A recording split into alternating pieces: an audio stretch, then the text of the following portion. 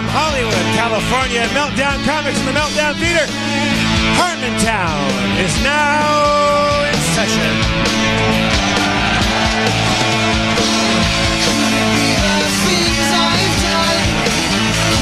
Please welcome to the stage the mayor of Harmontown, Mr. Dan Harmon.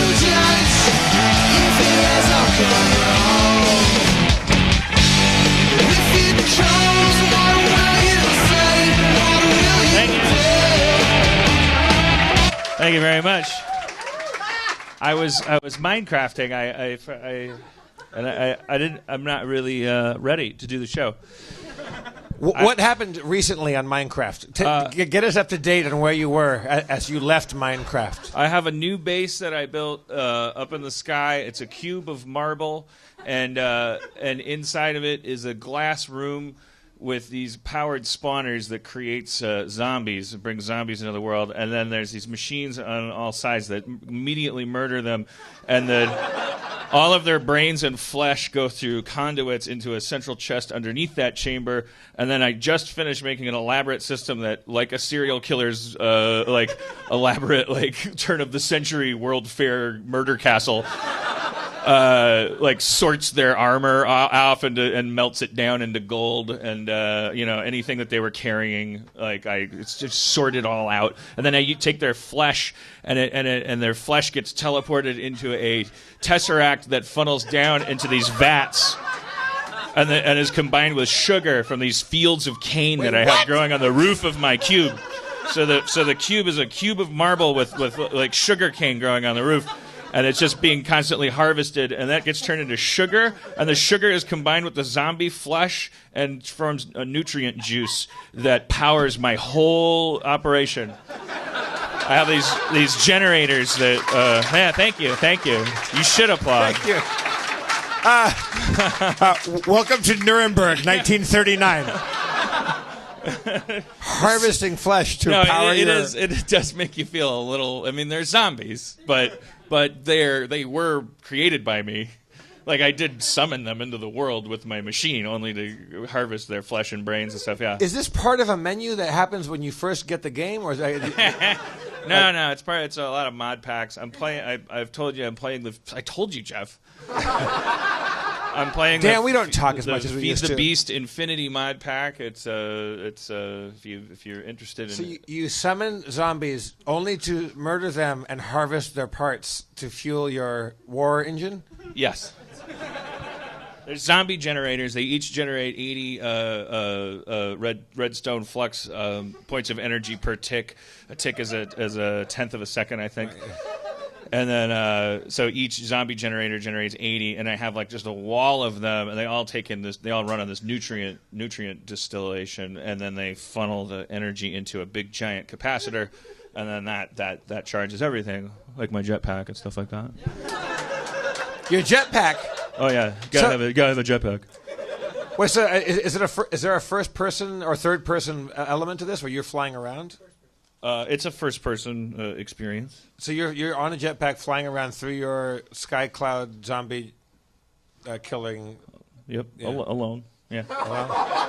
Is there any companionship? Is there anybody out there? Or you're just you out there just with the zombies? Just the comforting screams of their.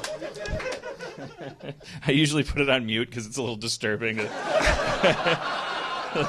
I keep my bedroom far away from where you can hear their cries of anguish and confusion. I'm sure they're very confused. They're like, brains. What? My brains. Yeah, it's pretty great what I'm doing.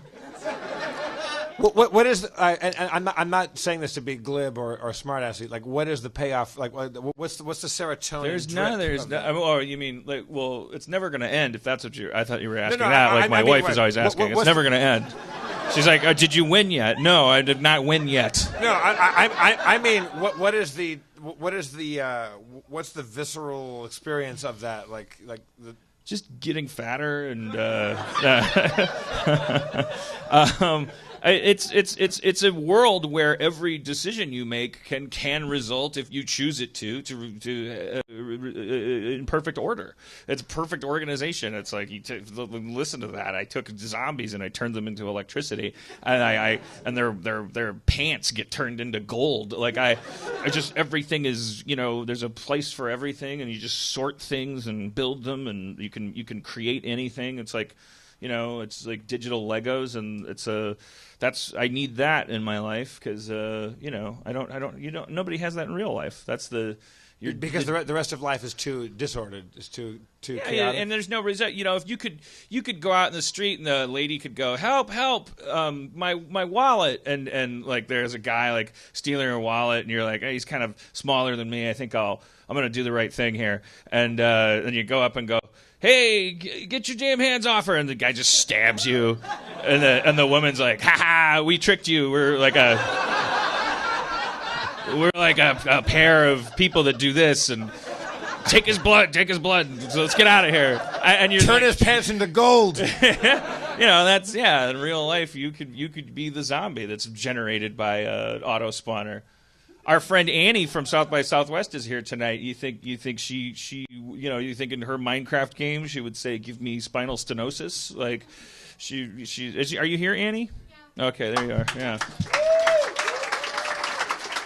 Hello, Annie. People didn't like my offhanded, glib use of you as an analogy. Yeah, well, Annie's here. She can confirm now. So I was glad to hear you were going to be here. Did you just schedule a LA trip by coincidence, or did you? I live here. Oh, you live here. What were you doing in South by Southwest? I was there to go to community stuff. Do you want to come up here? Is it easy enough? Can we move that table so that she needs her walking? Well, I'll limber over to her. Oh, really? Okay, you can do it. Let's welcome Annie over to wherever she is.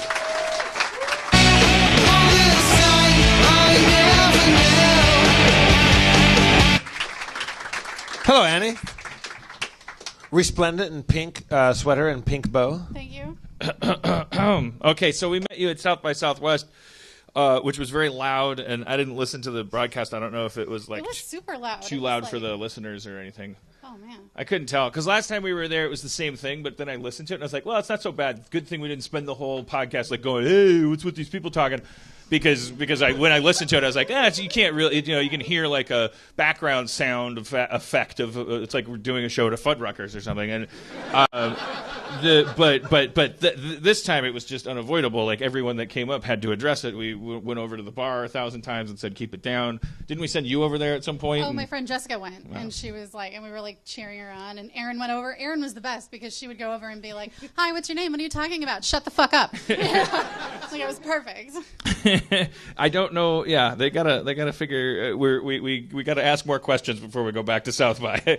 Yeah, I thought this time the place would be sealed up because of Yahoo and stuff. Let's ask for a theater next time. The open bar was the problem because everybody was standing around the bar and everybody wanted drinks. And then you'd stand there and talk to people at the bar because obviously you can't really hear what's going on at the show. But also those people at the bar, they were not at the Harmontown. No, a lot of them were just Yeah, they were just hanging out, like talking about like e-wallets and stuff.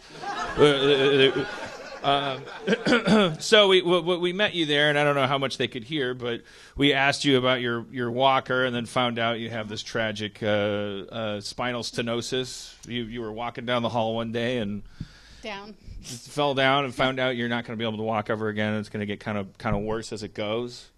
And then it came up that you're a big Annie Edison fan, and that your name is Annie with one N, yes. And that you have a blog where you talk about what Annie wears, and that you were bummed out about the move from skirts to pants, which a move I made to be a decent human being.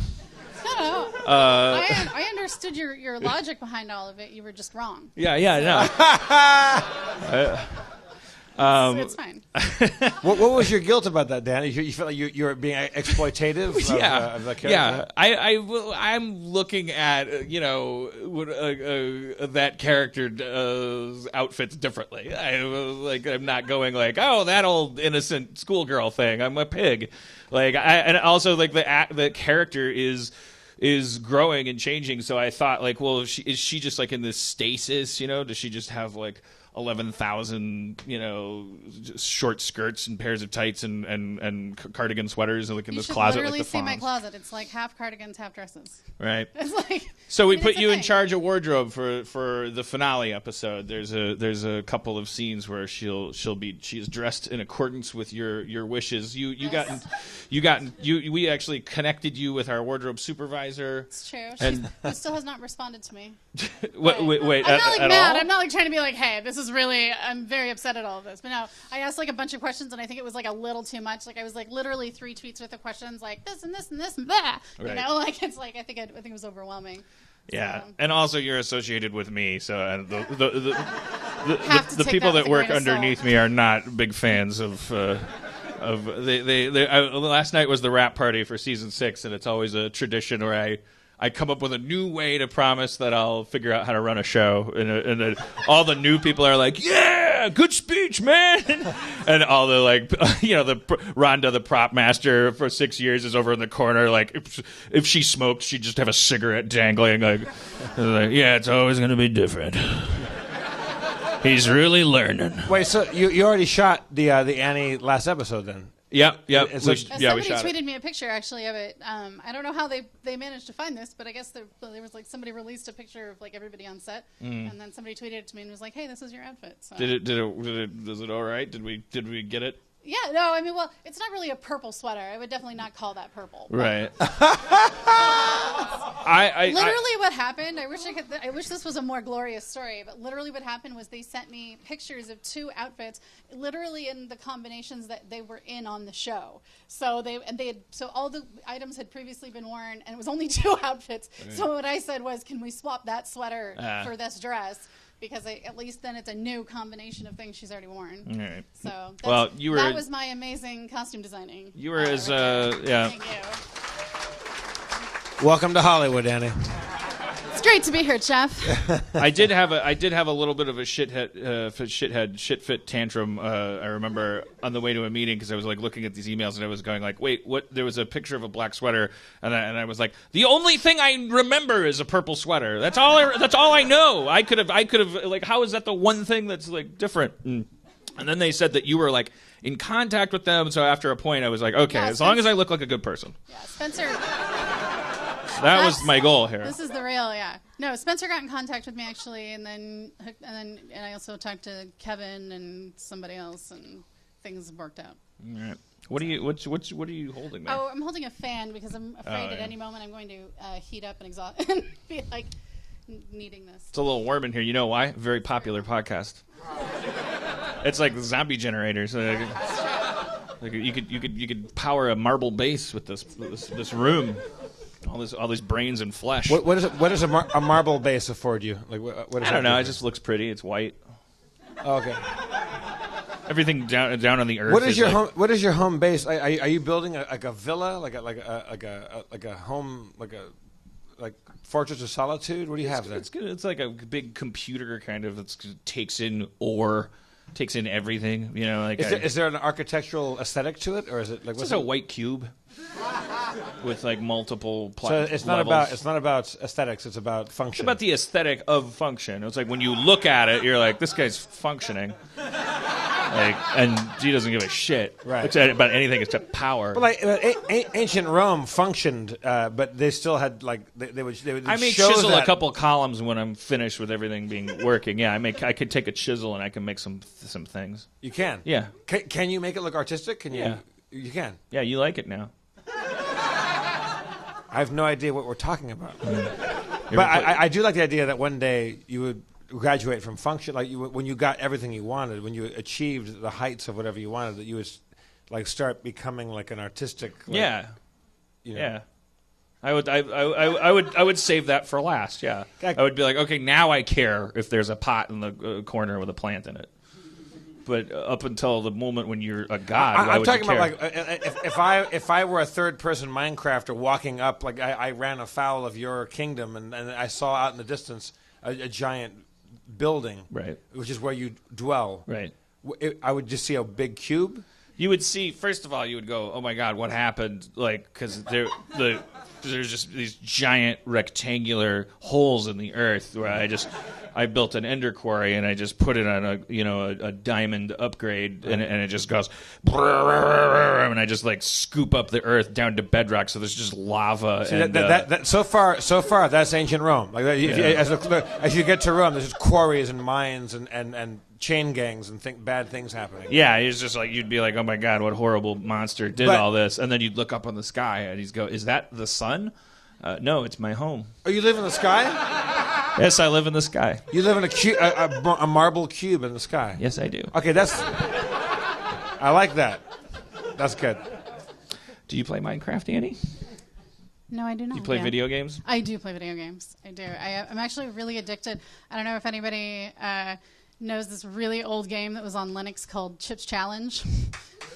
Okay, a little bit, yeah. There was a version in the Microsoft Entertainment Pack in the 90s. Anyway, I just discovered that some amazing humans with way too much time on their hands have put all these level packs in, and you can actually play it on the iPhone. So that's actually what I waste all my time on, is playing this like fake version of Chips Challenge, because it's like my childhood on my phone. Is it like an ASCII game? What's the? No, it's just like, I mean, the graphics are pretty shitty. You know, it's like it's two-dimensional, and you have to collect chips in the original game, and the knockoff it's coins, but it's all puzzles. So like you have to like push the block into the water to make sure that the creature doesn't come get you, and yada yada yada. Starting to sound like Minecraft. I like it. Yeah, it's definitely like a precursor, except this is all puzzle based. So it's like everything is like you have to get to the end, and how are you going to do that? So and some of these puzzles are extremely tricky. I mean, they're just ridiculous. Did you ever play Myst? Oh God, I loved it. You can get all of those too for the iPhone now. Myst, Riven, and the Seventh Guest. Like, yeah, buy them now. They are amazing. It's like the perfect graphics for an iPhone. They are a little dated, but still. But you can totally get them all. Sorry, my wife is texting me. Oh, we thought you were downloading games now. How do you know she was texting you from your pocket? Did she have a certain kind of vibrate? You pulled your phone out and said, "My wife is texting me." Well, I didn't know. I brought it out. Anybody could have been texting me, but then I saw that it was her.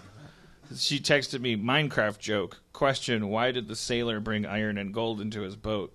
Answer, he needed oars. That's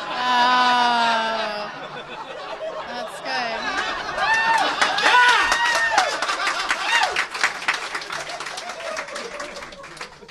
I don't like the direction the show has taken. So, like, it really has become our generation's Prairie Home Companion, including the boredom. It's just me, just talking. And then Sarah got her brand new hat and a blueberry pie and went to church. And you just kind of like, if you're wandering through, you just be, why would anyone watch this? Which is what Dino asked.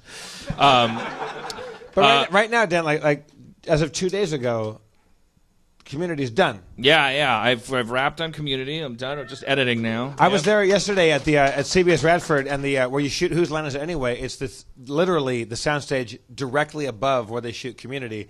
So in the hallway where our dressing rooms are, it goes Ryan Stiles, Jeff Winger. It's not the actors' names; it's the character names. And is a character named Ryan Stiles coming up? Pardon? Is there a character named Ryan Stiles coming up? Well, no, he's a real person. Well, I knew that. Yes. But that's why I was thinking that'd be a really interesting reference to make. You know, like I have a character named Ryan Stiles. But sadly, on all the doors for all the Community characters, it said vacant, clean room. Aww. And I've been there like several weeks when it said like occupied, like don't come in here. This is Annie's room. This is Jeff's room. This is Abed's room. And now, fucking do as you like. Yeah. And all of Danny Pootie's like, okay, you can come in, clean it up, and there's just like blood everywhere. It's just 6 dead hitchhikers. Yes. Tons of weird tic-tac-toe games played in his own poop. Yeah. The Harvey Keitel character that works at Yahoo comes in and looks it over, and they nods to the cleaning crew. Cover it up. Make it disappear. What were the numbers last night? $15 million, sir. Make it so it didn't happen. By the way, everybody in the world watches Community. Now we know. Now that we're not being measured by Nielsen. Is that true? Yeah.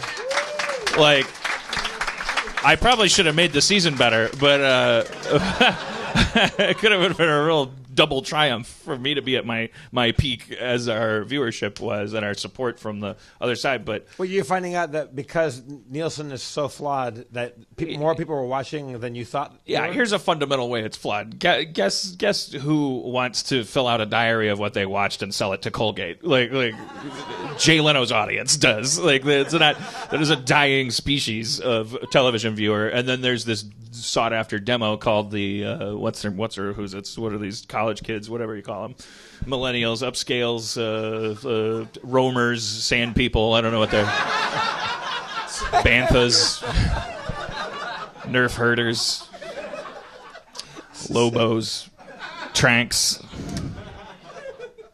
But they don't watch TV on TV. They certainly, if they do, they're not watching it on a Nielsen box TV. So, surprise, surprise. We Yahoo knows how to count the clicks. And guess what? Holy shit! Jesus Christ! Like you always knew. How many people? I can't say. Why not? Well, because it's Yahoo's business. Like I don't really, it's their business. Like that's their. I don't know. They're not necessarily going to like publish, that was Nielsen's like business was we're this contractor and everyone give us money and then we'll announce your ratings and we'll be like this referee. That was their business. Netflix is not doing that. They're a private, thing, and they go, how many people are watching House of Cards? Fuck you. Do you think House of Cards is a good show? Do you feel like everyone's watching it? Yes or no? Like stick it. There's no commercials. So with Yahoo though, they have to tell advertisers, obviously. So they have data, and they're just. I'm not really asking, and they're not telling, but they're lips were loose at the drunken rap party. Enough for me to go, holy shit! That's what I always would have guessed. Times 2 or 3. I always knew there was like way more people watching this shit than whatever that 0.9 represented. Are you saying that NBC and Sony didn't know that or didn't care? I think that the last 10 years it's been a dirty little secret that the Nielsen's is not a totally effective tabulation of viewership. Over time, we've gotten caught in this cycle where it's like the whole point of the Nielsen system is advertising. So if they're not watching commercials, who cares if they're watching? But all the creatives want is for numbers of people to watch their show. That's how you measure their success. And so now we're in this weird, flux period where it's like, okay, live plus 7-day, live plus 30-day. Yahoo doesn't even fucking they're like live plus 30-day. Who gives a shit? Like Yahoo knows more information than the CIA about like viewership. They're on the internet. They know. They just have like clouds and bell curves and things. They're like here's the amount of people that are emotionally moved to purchase things by looking at one of Alison Brie's feet. They don't like they're not worried about views and like the week of and the night of and the month of. What do you think people purchase when they look at one of her feet? It's probably like a boot or something. I don't know. Look at that foot. I need a boot. I was just using the classic example. Kumail tweeted at one point. He said his goal is to become so successful that one of the Google autofill-ins is Kumail Nanjiani feet. It's like a typical thing for female celebrities. How you doing? Are you bursting into flame or anything? All right, we got some things to talk about. So yeah, I'm successful. So will there be a season 7 or is that it? Is Community done? Know. I don't know, man. What do you want? Are you allowed to say? I got to talk to my therapist about this. No, I really don't know. Dan, pretend I'm your therapist right now. Pretend no one's listening. Put your phone down. I want to put your phone down. I want to play Minecraft. No, you don't. Dan, I know you want to play Minecraft, and I know that if you had your way, that you would only play Minecraft. But let's say there was a clamor and a great gnashing of teeth and wailing for another season of Community.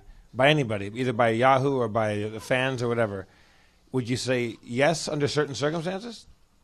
I can't tell you right now because I'm just coming off of it. Because you have bubble throat? No, I have liquid mouth.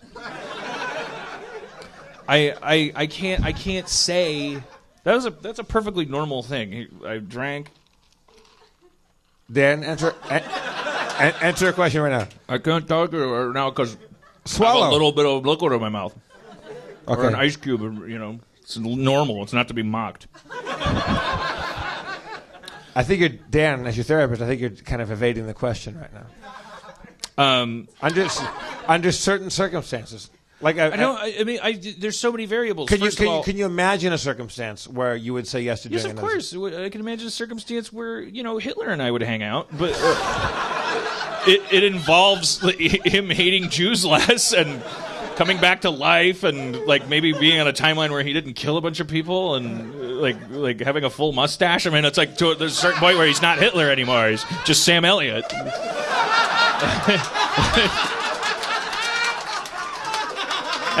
And Jeff, how would it go if Sam Elliott was in charge of the Third Reich? The Jews are a bunch of assholes.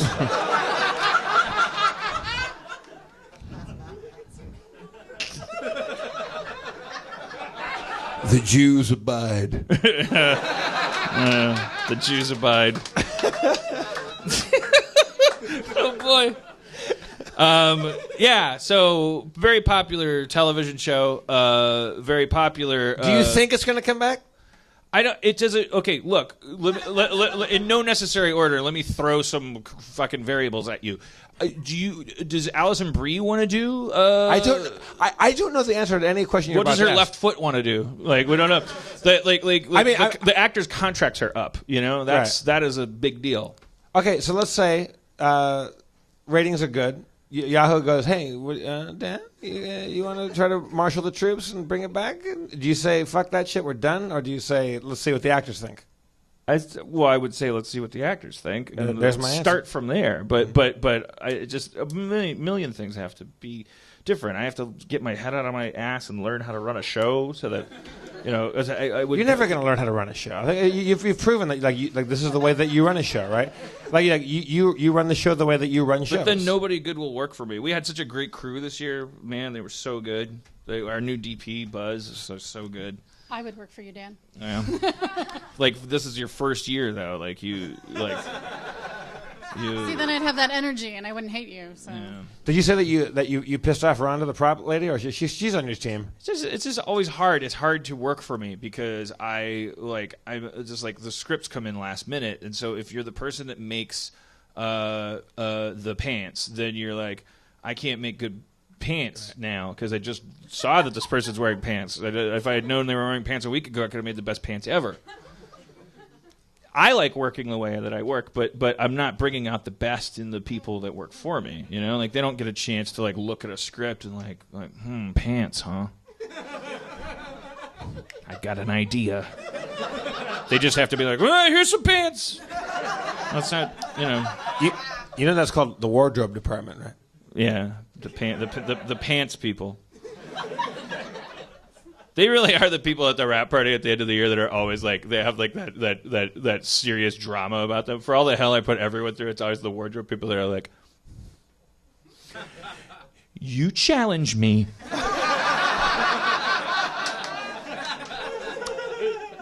And I like the results. And I just want to go, come on, you make pants. Take it easy. It's just pants. Worst case scenario is a bunch of naked, beautiful people on TV. Everyone wants that anyway.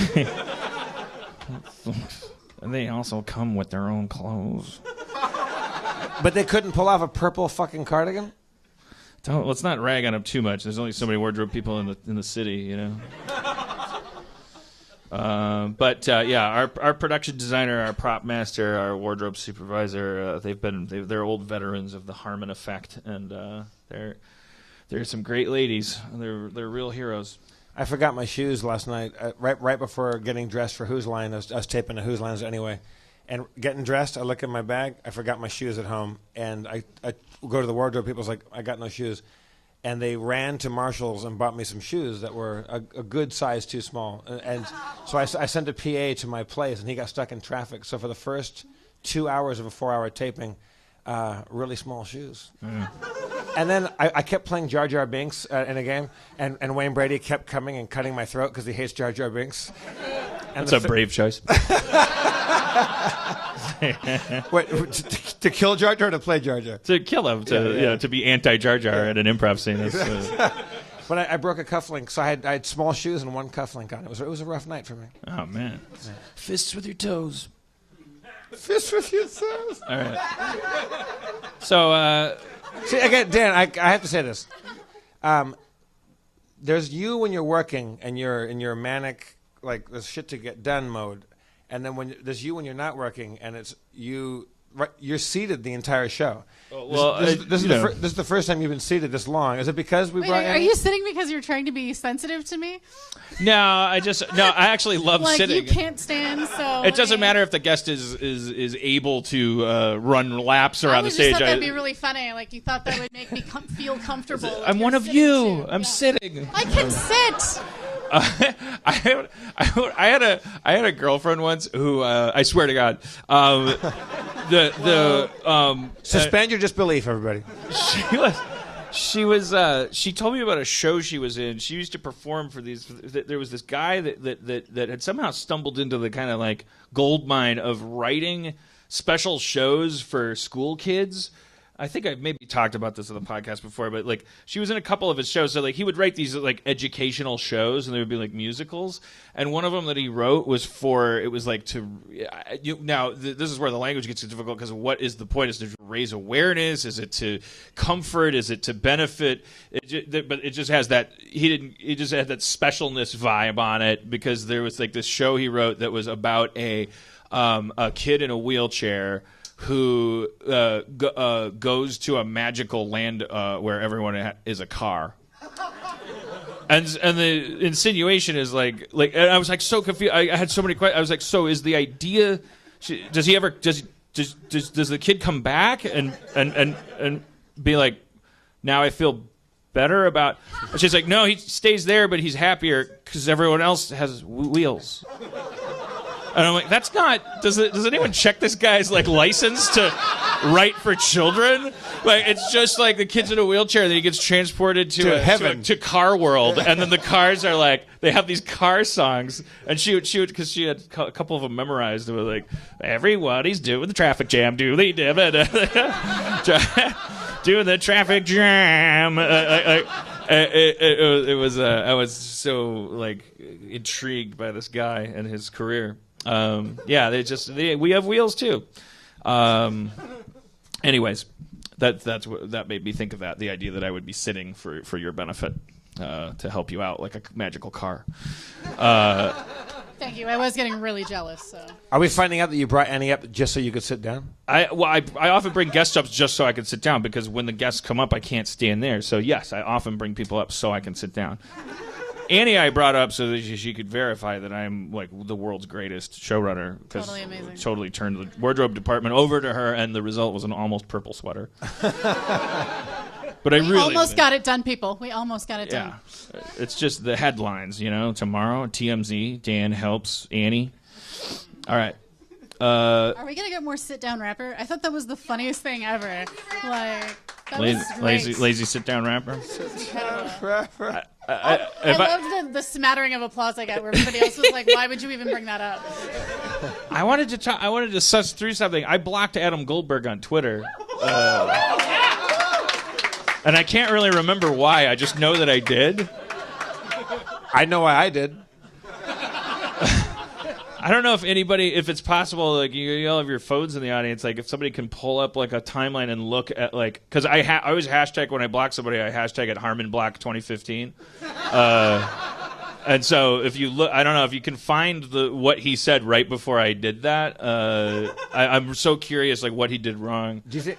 Was it because he said one thing, or because it was too many things in a row? No, it was just I was in the wrong mood at the wrong time. Like I said something like I was in a certain zone and like said something, and then he was like snarky and dot connecty about it, like and I was just like fuck you, you fucking jackass. To like elaborate on why millennials are 8-year-olds. Oh, okay, yeah.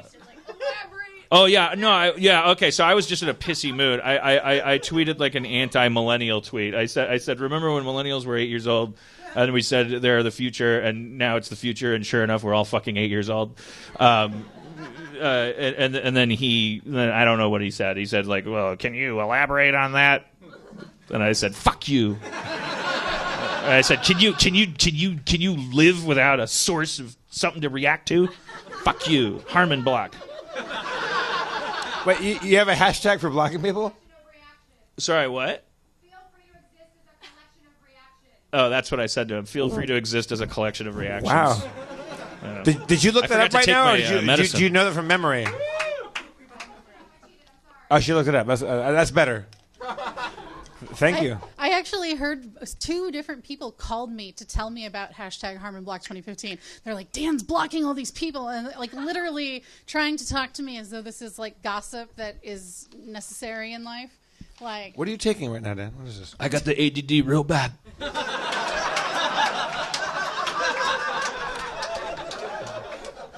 Steady as a rock.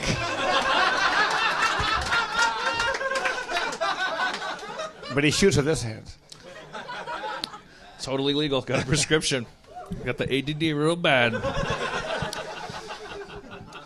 Does it get you high? No, it's actually I'm taking it, like, remember when they warned you in the after school specials, like, so, and after a while you're taking it just to stay normal. Yeah, that's me, because I was taking it to like stay awake and finish writing, and now so now I wake up and, like, because I have to taper off of it, because it's like otherwise my eyelids are like anvils. Like it's exactly what you would think. Like, it's just a cartoonish inversion of what you get from the pill. Is like if you're coming off of it, it's like, holy shit, I'm really tired and super able to focus. Wait, no, what do I take it for? Focusing. Okay.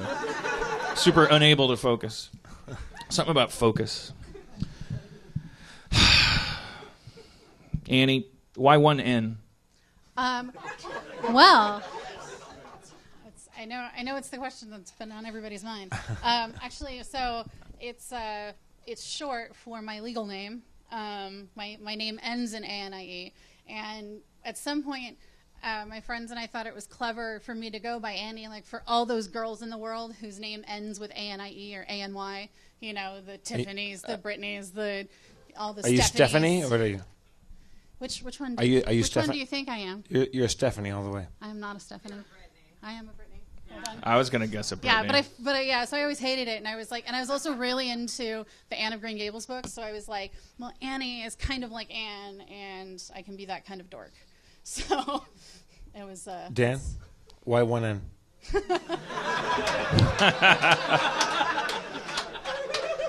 Just seemed like a good place to stop, bro. Yeah. All right. Well, I don't want you cooking up here, and I'm gonna bring out more people, I think. So No, yeah, I know you should get rid of me. Give a hand for Annie. And do you need help getting down? All right.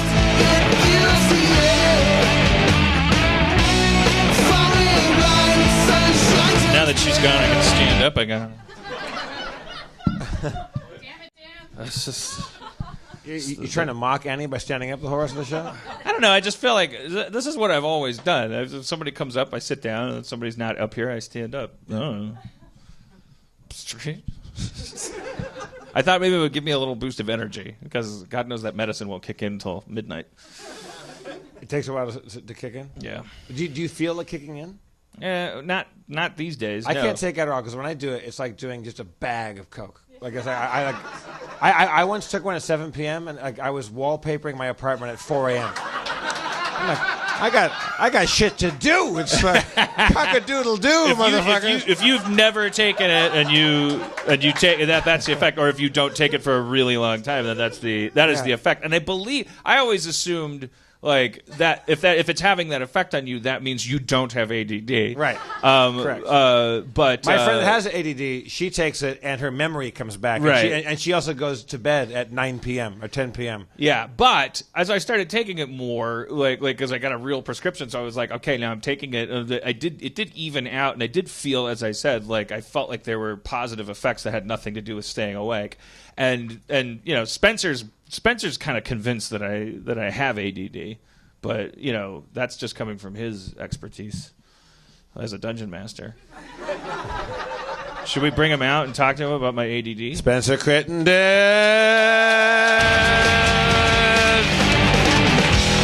P-H-D.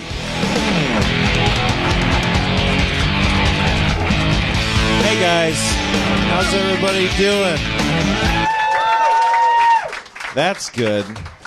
Spencer, what do you base your findings that Dan might have ADHD or ADD? It's funny, I just was missing my cue. I almost didn't come in because I was just explaining to Demorge the answer to this very question. It's just, I don't know. It's hard to explain, but my little brother is really ADD. And apparently, I'm pretty ADD according to doctors and stuff. I don't know if anyone buys that, but so I my doctor would. Yeah. Just according to your doctor, we all have ADD. But and glaucoma. I've seen. Well, that's my doctor, though. Those are two totally different doctors on my side. But no, I work with the guy. I see his behavior, his antics at work, and it's very. To me, it just seems like a guy who has ADD. No offense, Dan, you do great work, but just your mannerisms, they seem very deficit in terms of attention. What do you think? What's your view of this season? Like, do you have any like people are probably curious. Like, what happened? You're sitting there the whole time. What happened? Yeah. I don't know. You have any interesting insights about my work? No, I don't know. I feel like people say it. It's just like it's all coming from you. Obviously the writers do great work, but at the end of the day, everything that is on screen is happened because of something in your brain, and as such, it's lame to give the other writers credit. Spencer, what is your day-to-day task at the show? Okay, so I get in.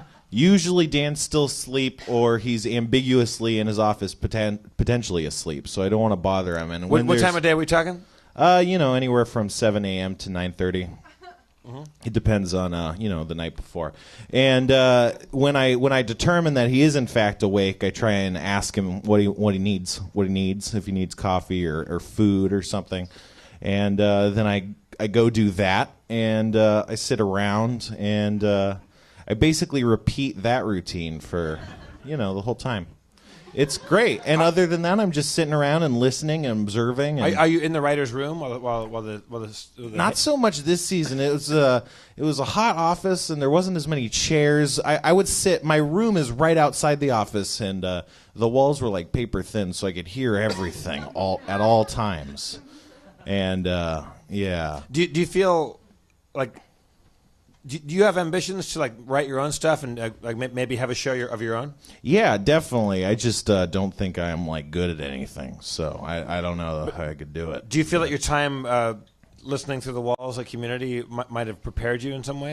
Have you learned stuff? Certainly. I think knowing how a writer's room works is a skill. I don't know if it's something that they're going to look at and be like, oh, we got to get this guy. But I think that it's certainly something that does actually help, because you have an expectation and you kind of understand the pecking order and just the workflow and how things go. So, I think it's valuable for that reason. Also, you learn about writing. Are you writing your own stuff? No. I've written a couple things, but I got off the wagon. I got to start. Are you one of those types? Because I'm not. I have friends that are writers, and the reason why I'm not a stand-up or a writer is because I don't think of comedy in terms of jokes. Like stand-up friends of mine, they get up and they write jokes, and they want to get up and do material.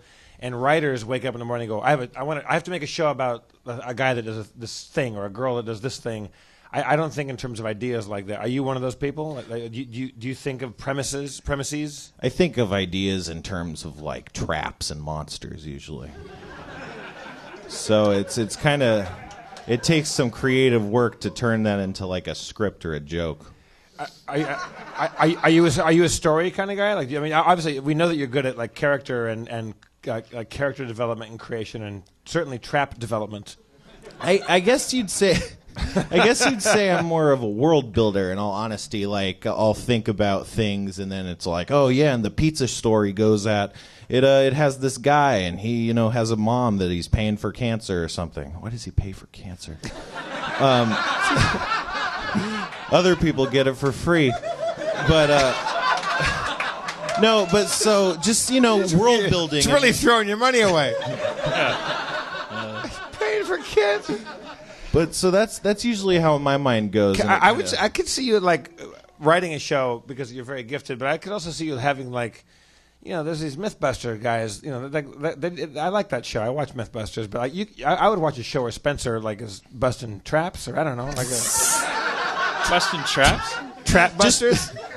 Just trying to thwart adventurers. Trap sensors. Oh, man. It would be interesting to have a show just like a kind of a, I don't know how you do it without hurting people, but like the idea of like just traps, like people traps, like I don't know, just doing weird shit to people. Well, it's the new challenge rooms. I would say this, Dan. If you were going to make that show, if you were the head of a network and you came to me, the junior head of the network, and said, "Is there a way to do a show without hurting people, where there's traps and people are trying to evade traps, and maybe some people get caught in traps?" I would say, "Well, the first thing I know is we got to get Spencer Crittenden on this thing." Yeah. They have these like things that you can go to. Like those games we were talking about, Myst. And they have those games on the iPad, like Escape the Room. I think the Room. Yeah, like Escape the Room is the name of the genre. Is that something like that? Like they have live action Escape the Room events that you can buy a ticket to and go to, and you're like in a room, and there's like a guy chained up like a zombie. And the chain is getting gradually longer, I guess. Yeah. But and then you have to like figure out like these kind of like esoteric puzzles and things. I don't think I would enjoy that. It's fun. Well, I'm sure it's not fun. It's horrible. Did you went and did one? Yeah. Can you come and talk to us about it? Wait, are you willing to come up here? You don't have to. Okay, come on up. I just want to hear.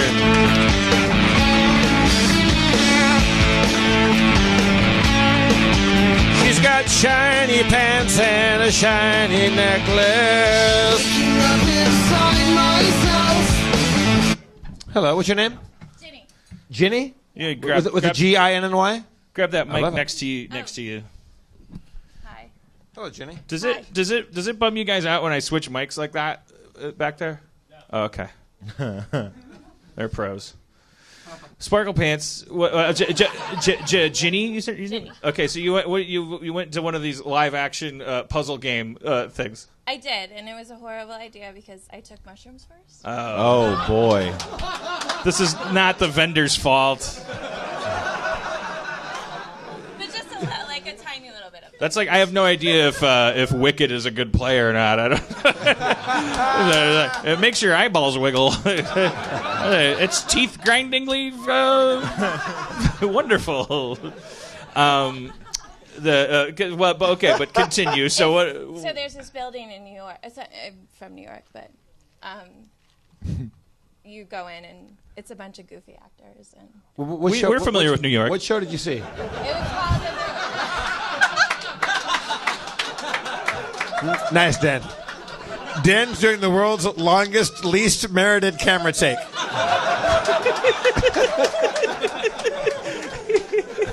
It doesn't even make sense because we're in LA. I don't know. Yeah, I mean, way more so. I mean, there's nothing but actors here. New York has a couple of people who are selling fish.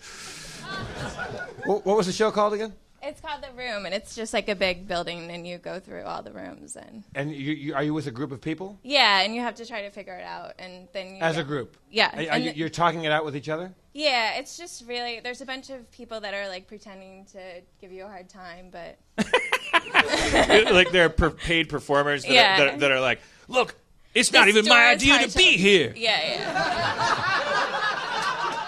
They're like standing so in people front like of the me door. that have to deal with this. Like, I'm not going to say what race that guy is, but he's wearing a flannel shirt and with a thermal shirt underneath it, and he's like salt of the earth, like reminding you that you're privileged and like that. That's the first character I'd want to write for one of the sex. You would probably come up with a better one than I would. Of course, I would. Yeah. I got excited about like Aaron told me about a thing where you pay, and then it's like a Halloween horror thing where you pay and then you go, and it's like a tour. God, what am I doing? I don't know how to talk. I thought Adderall was supposed to help you focus. Well, I took that thing minutes ago. It's for Minecrafting all night. It'll kick in halfway through an episode of Empire. Why not be a professional and take this 4 hours before the show? I forgot because I'm not focused on anything. I forgot my Alzheimer's medication. Okay. You go to a thing and like you're it's like it's like a haunted house. A haunted house, but like you're it's like a zombie apocalypse, but you're like led through this thing by like these SWAT team guys who are like survivors. They go like, "Come on, get through the door. Come on, it's closing." And you're like in a bomb shelter kind of situation. And you like run from point to point with like these guys that are like have guns and stuff, and they're like performers, but then there's zombies attacking you. I was like, that is the only thing I've ever heard of that sounded kind of fun, like that I would enjoy doing, except for the running. If there's, but like just the idea that there's just like some kind of like if you combined that with like a murder mystery thing where like you're like, oh, I'm Professor Johnson, and I need to mow the lawn. Like if there was a little bit of role playing to it, maybe, and you kind of did it with your friends. So you give them $1,000, and like you take 8 of your friends, you go in, and then there's these SWAT team guys that go, "Come on." Like okay. So you get dropped off in a shuttle. Are you pitching? Or are we creating a new show right now? Like well, and I don't know how much of it that they do, but when I heard the idea, I got excited about it because this is what I pictured. Like you get in a shuttle, and then you get dropped off at like a little beach or something, and then like there's like a pretensies like downbeat thing that's going on. It's like "Happy birthday, Jeff," and you're like on a beach, and you're like, "Happy birthday, Jeff," and then there's like a zombie attack that's just sort of staged. Like there's a guy who's in your party that he's like a red shirt in Star Trek, like he's on the bus with you, and it's like, and you all know me, I'm Gale, and everyone's like, "Gale, you fuckface," and then like Gale wanders off, and like he gets attacked horribly by a zombie, and like and then we go, "Oh shit," and then like cops or soldiers come up and go, come on," and then like go, and then you like take you to a shelter. And then I don't know. Then you have to like vote on who to feed to the zombies or something. This is very similar to my experience. Yeah. So okay. So yeah, I forgot. Were you hallucinogenically high? No, just like fun high. Fun high. Yeah. Giggling high. So you get to this room, and then they go like, "Oh, you got to solve a puzzle." Yeah, and there's like a door in the corner, and they expect you to. Are they easy puzzles or hard puzzles? Yeah, is it like the room challenge where it's like, there's a doormat and there's like a key taped to the bottom of a drawer. So it actually is just physical kind of perceptiveness. Yeah.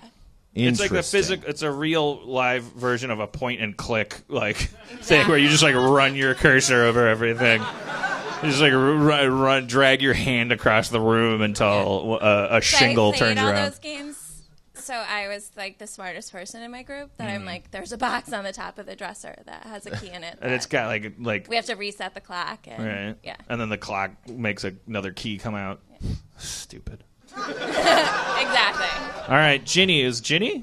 Ginny, yeah. Sparkle Pants Ginny. Sparkle Pants, high on mushrooms all the time. Has a major drug problem, Sparkle Pants. Needs an intervention. Oh, sorry. Ginny, I went to a show with Dino told me to go to in New York called Sleep No More. Have you guys been to that? Yeah. That's Macbeth, but you go into a big hotel and it's a 20s jazz club and you walk in and you get split up from your people and you put a mask on and you walk through rooms and you're encouraged to go snoop through drawers and like look around and read stuff and I for the first 45 minutes nothing was going on. I was like, this sucks. And then you would hear some commotion and you start like snooping around and following stuff and then you start watching Hamlet be played out. But also it's just like you're just in rooms and you watch a murder. Then everyone gets naked and they're just dancing around. It's great. Yeah. Everywhere you go, that happens. It's like a McDonald's. That's not going to happen to any of us. Well, not with that attitude. So Aaron is at home right now because the Nigel, the grief dog, the new dog, he ate a pile of Harvey's hair. And so all his... First, pause. Why is there a pile of Harvey's hair? Because it's summertime. We're starting to give him little haircuts. So Aaron gave him a little haircut. So there's a pile of shaved hair from Harvey. Dogs eat hair? Oh, yeah. Grief dogs do. Grief dogs. So Nigel ate Harvey's hair, and then his poops have like ropes coming out of him, and Aaron has to pull him. Like he's a British Christmas popper. But you don't get a whistle, you don't get anything. I had a dog one time that ate an insole of a shoe, like a foam shoe liner insole, and it came out like a perfectly spiraled poop-shaped. She just went straight through this dog's body and came out as a shoe liner. It was amazing. I'm wearing it right now. You gotta figure that dogs that are among us, like they're the descendants of the dogs that mutated the ability to just eat anything and not die, almost. Except Harvey had an incident with a fan's Rice Krispie treat tray. I told you guys about that. But yeah, so they can. So Nigel the grief dog is pooping hair ropes right now. Yeah, and Aaron has to physically pull them out of his butt because it hurts his little tuchus to. It hurts him to make the poops, and he's in the middle of getting trained how to poop. So he's like, "This is what I'm supposed to do. You care where I do this? It hurts." And we're like, "Yeah, don't do that in the wrong place." And he's like, "It hurts. It's all the wrong place." I've never heard of a dog eating hair. That's a hungry dog. Well, you're not supposed to feed him for the first 7 months. Oh. Okay, now there's your problem. There's your problem. Although I did get my dog training book on eBay, and there's a page missing. Called "Don't." By the way, you're supposed to not feed your dog. Yeah, it was like the way the words break down. It's like it was the equivalent of the 6 that turns into a 9. I haven't fed my dog in 7 months.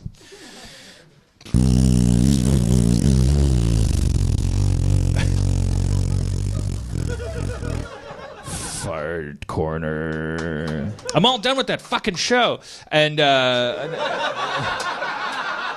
you happy? I don't even know. Is it a weight off your shoulders? Or of course, it's a weight. It's like the understatement of the year. You seem like you're just kind of neutrally buoyant. I have no idea who I am. What I'm doing, I have no idea what I like. I don't know who likes me. I don't know if Chris McKenna hates me or if he loves me. I have no idea. I'm not joking. I sense that because, and I'm not saying this to be like corny, but like I feel like your identity is often what you're working on, and that goes for lots of us, everybody. Like when you're working on something, that is a huge part of who you are. Yeah. And now that show is over, do you feel like there's a suspension of like identity? Yes. It's called workaholism, which it sounds productive, but like it can also just be this, just like a slob who like only knows who he is, by what he does. Does that make you want to throw yourself into Rick and Morty or whatever's next, or does it make you want to just play Minecraft? Or I'd like to play Minecraft for a little while. And which is me working digitally, so I know who I am by my marble cube. But you don't ever picture yourself like fuck it, I'm gonna go to Saint Tropez and sit on a beach and just chill and have a nice. I'm gonna go to Barcelona with Aaron. They invited us out for a film festival, television festival kind of thing. That's nice. They're gonna treat us real nice. That's great. It's kind of a working vacation because I'll do a lot of press in Spanish. I don't speak Spanish. Catalan. Okay, I'll just say that. Yeah. What is that? That's a dialect they speak in Barcelona. So I can't call it Spanish? They speak Spanish. If you speak Spanish, they'll understand you, but they might speak back to you in Catalan.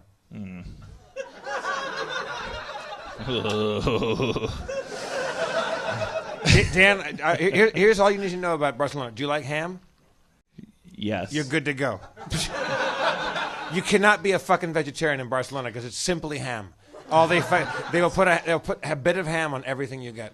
I talked to a motherfucker for 10 minutes in Spanish about my paella. I said, this is the vegetarian paella, and it still had sausage and shrimp in it. I was like, what the fuck is this? He goes, hay verduras. There's vegetables in it. I'm like, I got any fucking vegetables in it. There's a shrimp on top of it, on top of a sausage.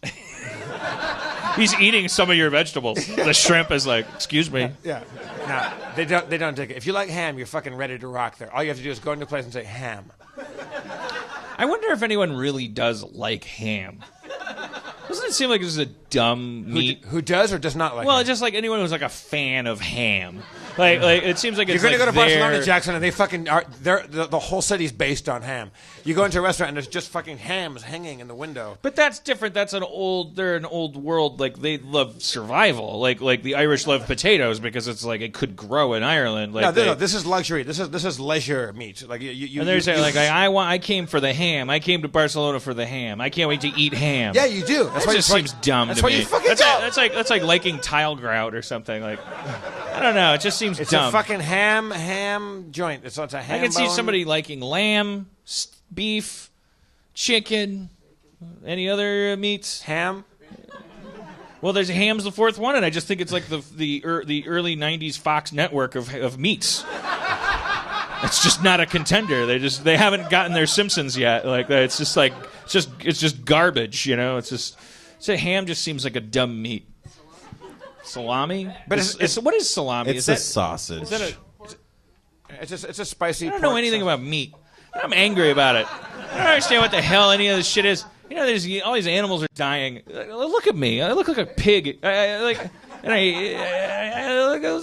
every day. I was like, Spencer, go get me a fucking burger. And it's like, somewhere there's this assembly line of these sad animals that have like IQs higher than some of the people I work with. California's out of water. We're out of fucking water here in California. If you fly in a plane in the daytime, you land in California, look out the window and look at all the reservoirs empty. There's no fucking water here.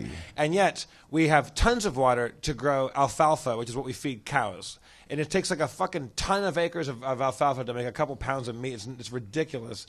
Like, it's completely insane. And then they fart, and the cows fart, and that's an environmental thing. The cow farts. Did you know that? That's just a fucking bugbear, man. It's like it's a bogey. What? it's a muckamuck. It's a muffle mash.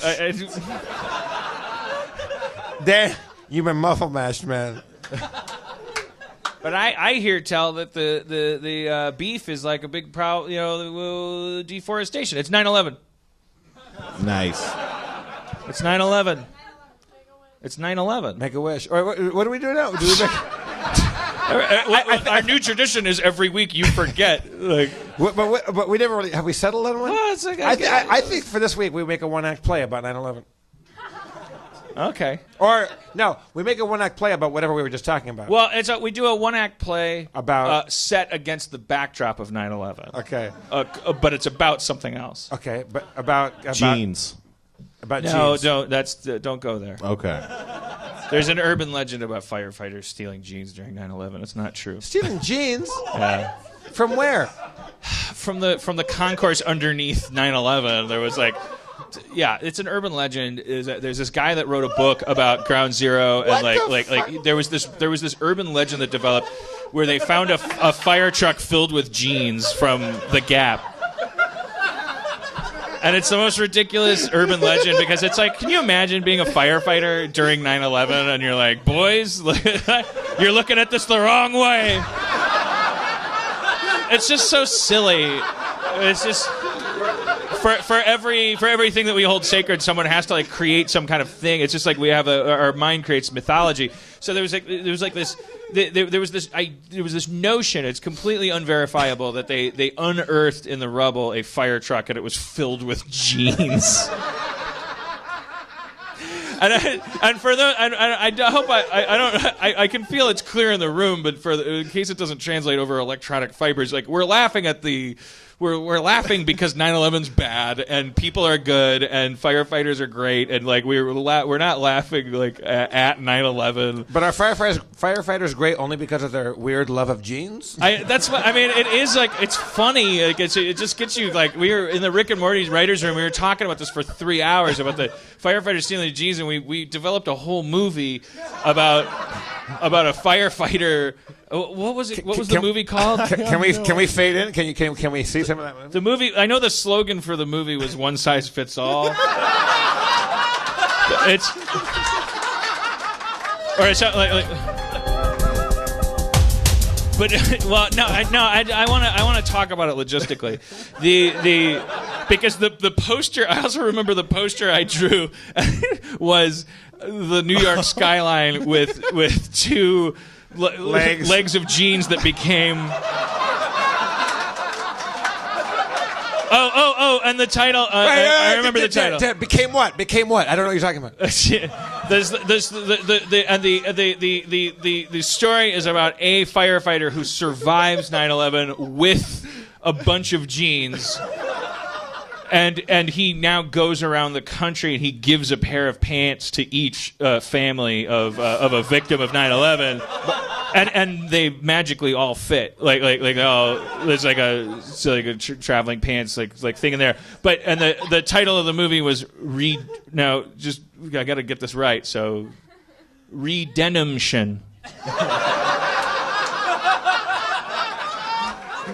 We developed the whole movie.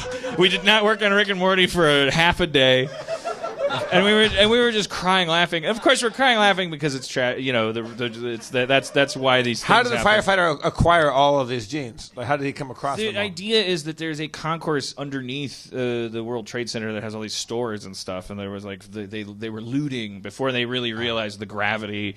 It's not true. It's not a real story. It was printed in a book by a guy who did not verify the story. He just kept hearing it, but every person he heard it from was not a verifiable. There was just urban legend.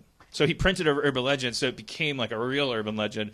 So like you Google like or Yahoo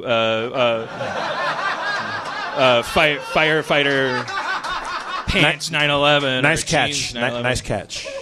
It really is a good search engine. It's much more than a search It's so engine. much more than searching. You could without even looking for it, you could find your horoscope. You don't even have to search for that. I bet on Google you have to type, "What's my horoscope?" Yahoo, it's there. And they have a whole section called Yahoo Answers. You ever want to know anything from a 16-year-old who doesn't know anything? You could just go on there and go, "Hey, how much does a basketball cost?" And someone will go like, "Why are you asking?" Go see a doctor. It's a great service. Yahoo Answers.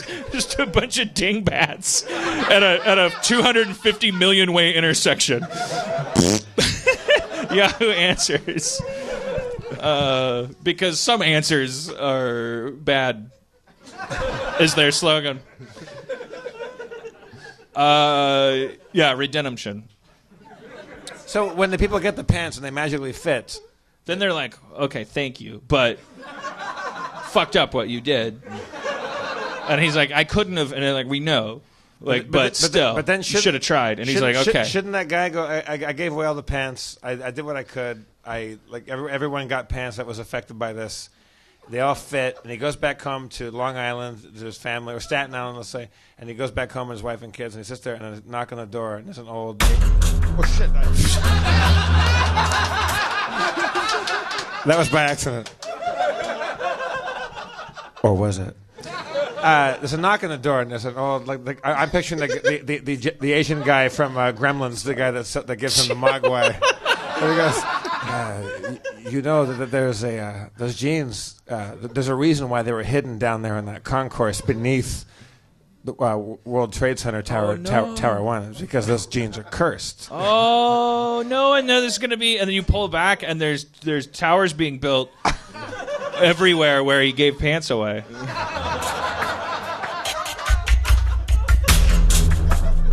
Yeah, and then that music plays.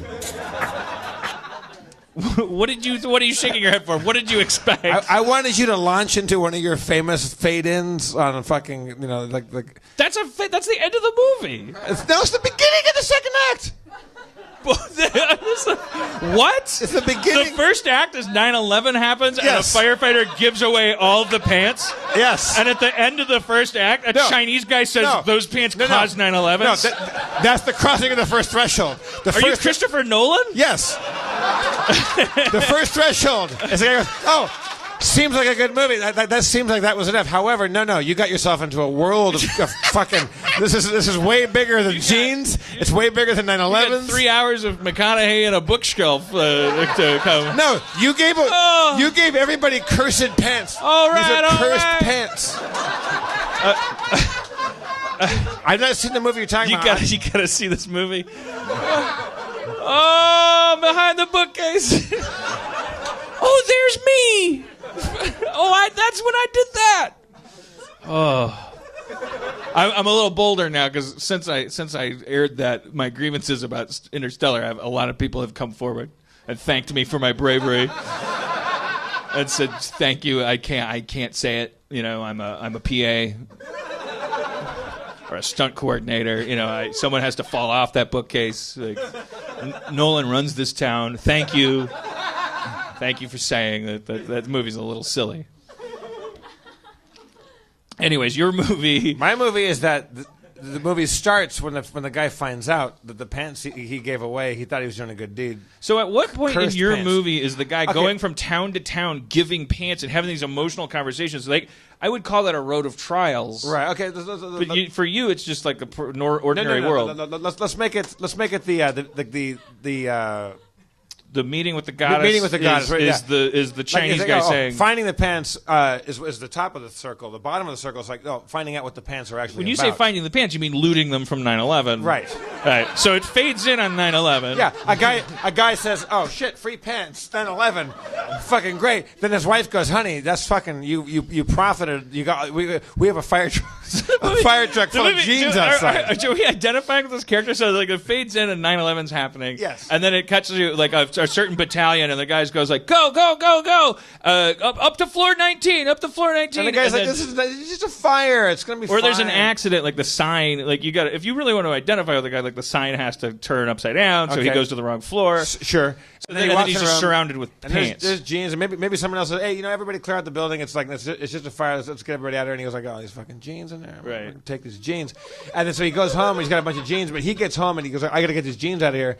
And then he realizes all of his friends are dead, and he feels guilty about it. So he goes and gives all the jeans away. He's like, "I'm going to make my mission to travel the Earth." So it's like a cold. 9/11's the cold open, right? And it ends. It's like yeah. He runs into and he's like.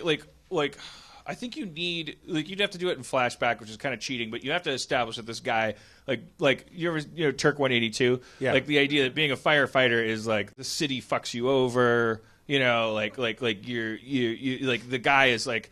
His dad is has dementia, or his brother. Well, it was just rip off Turk 182 and say his brother got hurt really bad being a firefighter, and they didn't give him compensation. Right. So like he's going to 9/11 like half predisposed. He's to, primed. Yeah. He's like this is my last day as a firefighter, and then they're like mismanaging 9/11 somehow in a civic sense. They're like go up holding pattern, Roger that, and you kind of look at the bureaucratic side of it, and you're like disillusioned. You're like, it's a disaster, and I know the big picture of this, but from his perspective, it's like, this is ridiculous. Like, what is my job? How do I know when I'm helping people or whatever? And then he just like goes to this door, like, because he's like, I'm gonna try, and they're like, he gets yelled at. He's like his boss goes like, Henderson, what are you doing? He's like, I'm trying to save people, sir. He's like, I don't pay you to save people.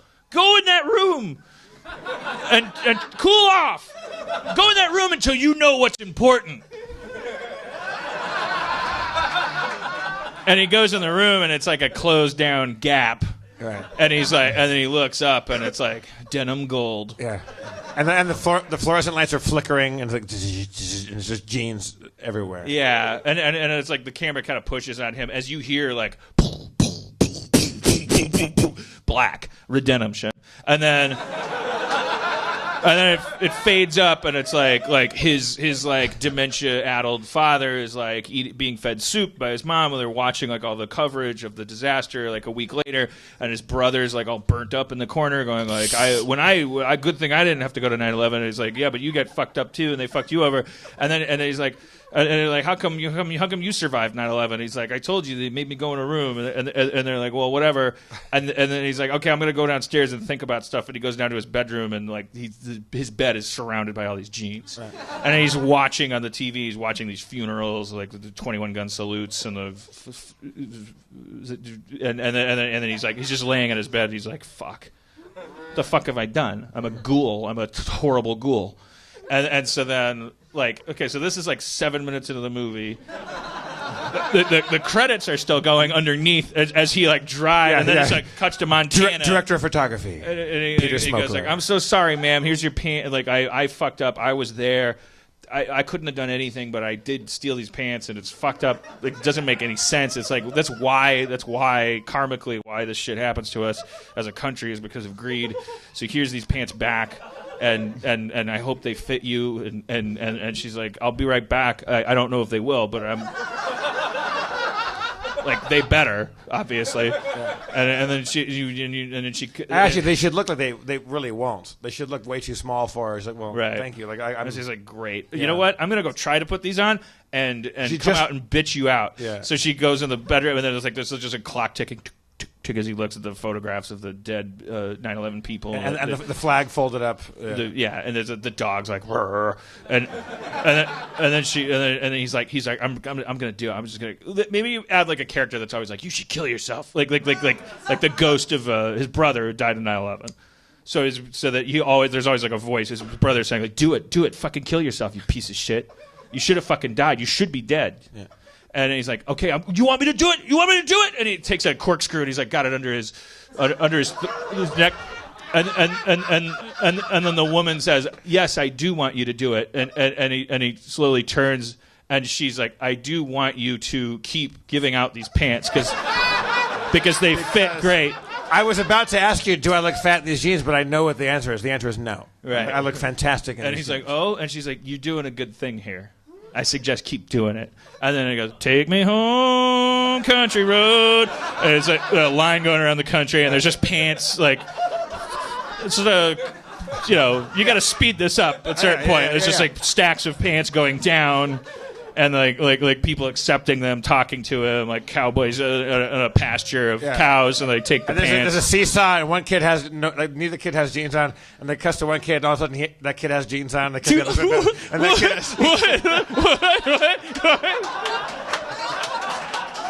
What? You're doing camera tricks like it cuts like a Beatles video like they're.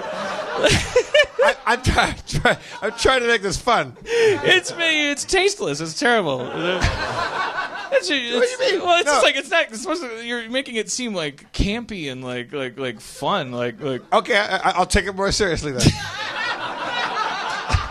I'm sorry.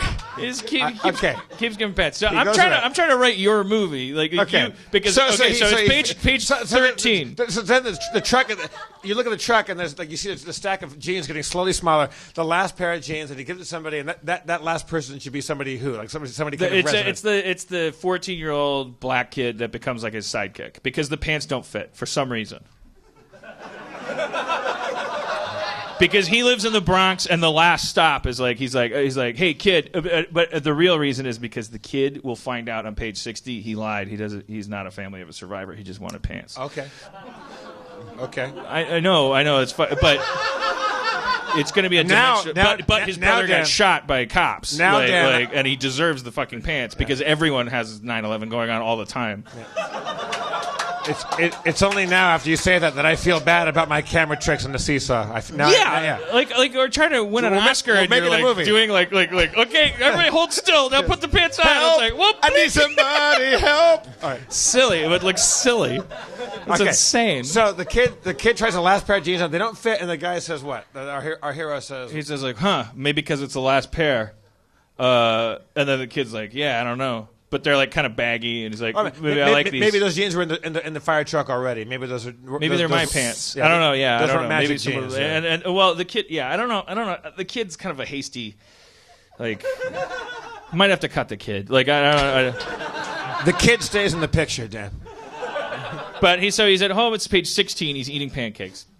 Dementia dad died while he was gone. The burnt brother is like still burnt and like still like, why are you here?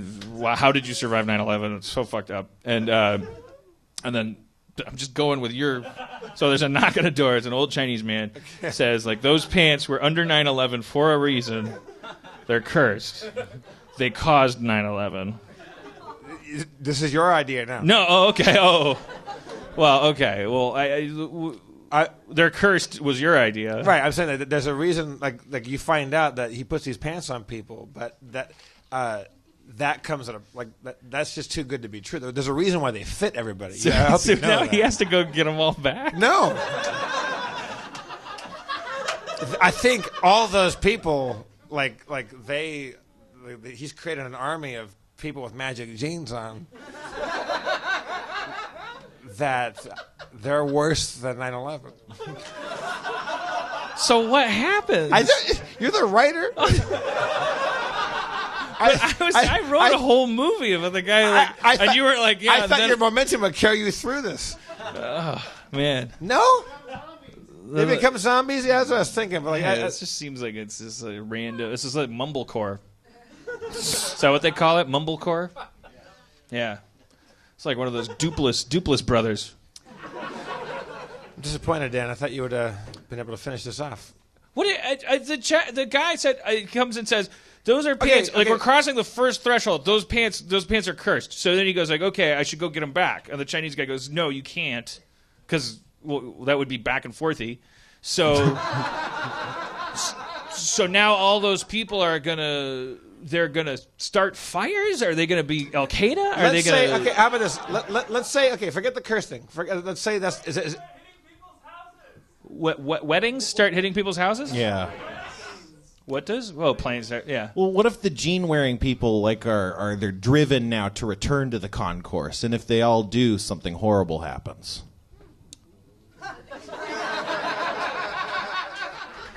It's really more of a thinker, though. What about? Okay, Dan, forget about the Chinese guy at the door. Like, what's the end of your movie? The guy gives the pants back, and what happens? The whole movie is he gives. Well, like in my movie, that's the end of the movie. He gives the pants back. The end. In my Everybody movie, gets a pair the of pants? threshold is he sets out on the road to go give the pants back. So it's a whole quadrant of the circle is 9/11, which is what people want out of this. From the poster, they're like buying tickets to see this. So because the towers are both legs of pants. Then the road of trials. Tom Kaufman from Rick and Morty. He sent me a picture of the thing, and I have the log line and the title. It's really close. He put the tagline is "Heroes come in all sizes." Heroes come in all sizes, which is also Willow. Yeah, I stole it from Willow, but and then it's Redemption. Pants on fire. Because he's a liar, yeah. Yeah. All right, yeah. The pants don't have to be cursed. That's just good enough alone. So it's not a movie. It's not like an event film. It's like a tearjerker and an Oscar winner. Like he goes on a journey of self-discovery. Like he figures out who he is. Why did he take those pants? What the fuck is wrong with him? So what does he find out at the end? What did he learn? The from whole journey? system's fucked, and like fucking rich people should die. But anybody that makes more than me, like billionaires, they should have all their money redistributed. That's what he finds out. But then there's nothing about it. That's the end of the film. Well, that's a lot to take in. Probably need a voiceover. But you got all these magic. He gives out all the pants. You don't deal with the magic pants. Why are they magical? They're not Why do magic. They fit you whether they because the traveling pants of the sisterhood. It wasn't like they didn't stop the movie and go, "Holy fuck, the devil is real!" Like they. It was just the idea that these girls like were bonded in a way. Like every time they put on the pants, I assume that they fit. He's giving his pants away to strangers that aren't characters in the movie. He's just giving. It's a montage. Of and they all fit because so they all fit when his like apology is real. Okay. All right, I got it. So the goddess is like a hot woman. And her husband died in 9/11, and he chokes up on the bat. Like, he changes a couple things, and the pants don't fit. Because he hasn't come clean. It's like Quantum Leap rules. He's got to come 100% clean with the people he gives the pants to, or they don't fit. And she's, like, hot. So he's, like, tempted. He doesn't want to be a piece of shit, and like, because he wants to date her. So he kind of... He changes a couple details about his pants looting and his stake in 9/11 and stuff. Right. And she's like, "Oh, you're kind of a hero." And he's like, "Yeah." And then she's like, "Okay, well, let's go on that date. And I'm gonna wear my new pants to the date." And he's like, "Cool." And he's like, "Oh fuck, I'm gonna get so laid." And it's good. And then she's like, "They don't fit." And that's like. And then he's like, "Well, here's another pair." And she's like, "These don't fit either. What the fuck's going on?" I don't know why she'd be. So it's like Groundhog Day. He has to learn how to be honest. Like he has to get it right and find out how to make the pants fit on this hot chick. That doesn't work either. Yeah. I think they all become zombies. All right. Well, let's develop it later. We should only spend like a maximum of 20 minutes developing the 9/11. I don't care if it takes all fucking night. We're gonna fucking hash this out. Yeah. You let it go. You got to step back and then you work on other projects, right? Right. Let's bring Demorge out in preparation. Demorge Brown.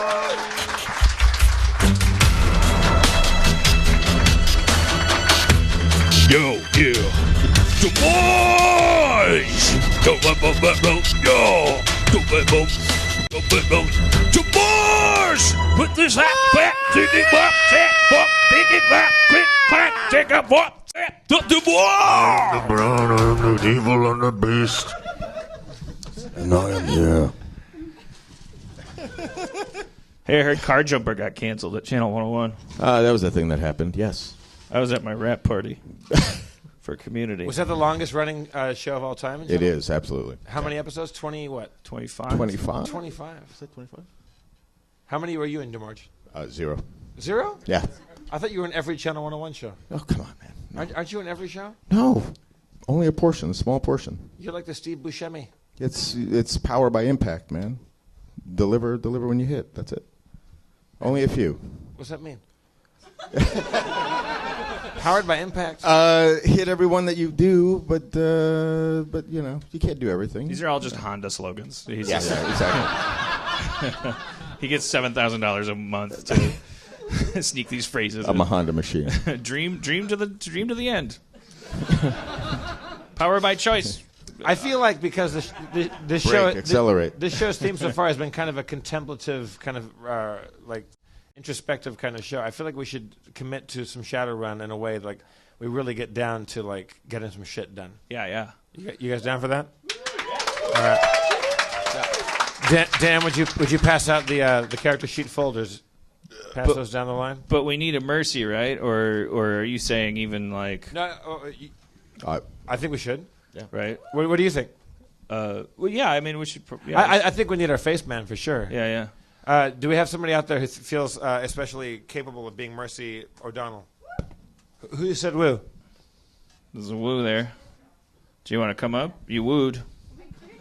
Get up here, woo girl. Hello. You can take the mic from. Oh, there She's gonna make it on her own. I should. She has no beret to throw into the air at that last. All right, woo girl. What's your name? I'm Julia. Hi. Julia. There's I'm here your by myself. folder. That's why 0 people clapped when I went woo. Hey, you don't have to. I just realized that was really awkward. I'm like, hi. I don't think when in a show when people applaud for someone, your first thought is, the fix is in. They must have brought 50 people. Julia, was it? Yes. Julia, where are you from? Originally Northeast Ohio. Northeast, so that would be Toledo? Youngstown, right? Cleveland-ish. Cleveland-ish. I grew up with Amish, so like Cleveland and more east. There's a reason why I moved. Did you say you grew up with Amish? Yeah. They have those in Ohio? I thought that was a Pennsylvania thing. And a lot in Ohio. Oh, yeah.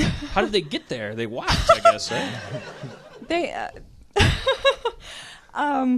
Yeah, sorry. You don't have to answer. It was a dumb question. I apologize, and sorry to my mom if she ever does see this, but I'm a little high right now. Is your mom too. Amish? Oh. Full disclosure. You're a little high? Exactly. I might be. You might be a little high. I might be. Marijuana? Maybe. All right, well, that endears you to them. They're like, okay, good. I'm almost regretting even saying woo and going, why didn't somebody else go woo, please? Aaron, why aren't you here now? Because the dog's excited to see her. pooping hairs. Do you want to switch places with Erin right now? She's yanking Okay, maybe not. dog string out of a dog anus. Almost forgot. All right. Well, you're quite a character. It's kind of like Julie Haggerty meets Mary Tyler Moore. And Meets Anne Margaret. Anne Margaret. Oh, my God. How are you living in LA? I am. And how long have you been living here? A little over a year. And what's your ambition? I kind of accidentally fell into working in the thing I did the most, which is podcasting. And one guy, really. That guy. But I work for an amazing comedian, Erin Foley, and if any of you know her. Erin Foley's amazing. Yeah, she's really funny, and I'm really fortunate to work with some really funny people. And So you work on Erin Foley's podcast?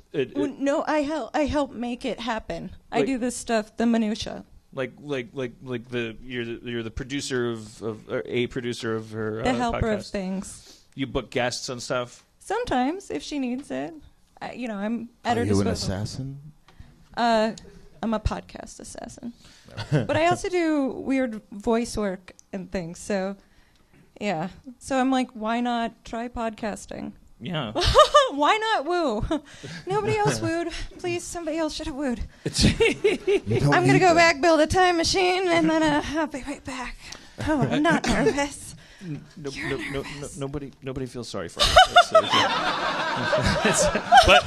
But nobody. It's like I'm not like she feels like a sitcom character that just joined our cast. I think I'm wearing a skirt. I'm trying not to sit awkwardly where I'm like I kind of have to side saddle where I'm like, hey, I'm an ottoman now. Hey, what's up, guys? This is still weird. It's gonna be the best Shadowrun of all time. So. Julia, yes. are you familiar with our with Mercy O'Donnell's Mercy character? the Face? Yeah. Yes. And so you're looking down at her character sheet. You're familiar with her attributes. Oh my God! I'm gonna do my best. I can't wait to be as high as you are after the show. See me after the show. Whoa! Oh damn! Wink. What about Audio. me? You're there too.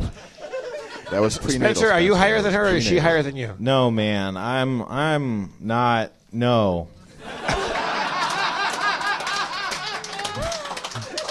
I have my answer. My nervousness manifests itself differently. That's all. It's true. See.